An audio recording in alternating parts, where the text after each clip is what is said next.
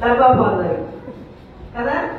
మరి తర్వాత పెద్దగిన తర్వాత అన్నం తినిపించడం నేర్చుకున్నాం. తర్వాత మనంతా మనం తినడం నేర్చుకున్నాం.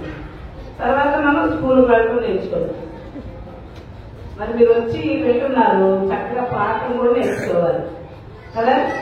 సరే, ఇప్పుడు నేను ఒక పాట పాడతాను, అందరూ కూడా నేర్చుకోవాలి. మీరు చిన్నప్పుడు చక్కగా పాటలు నేర్చుకుని ఎప్పటి వరకు పాడటానికి దేవుడు సహాయం చేశారు. అర్థమైందా? అందుకే మనం ఎక్కడికి వెళ్ళినా దేవుడి చదువులో పాటలు పాడుతుంటే మాట్లాడుకోకూడదు. పాట రాగం, ఎలా పాడుతున్నారు, ఎక్కడ ఆపుతున్నారు అవన్నీ నేర్చుకోవాలి చిన్నప్పటి నుంచే. బాగా పాట పాడుతున్నారా?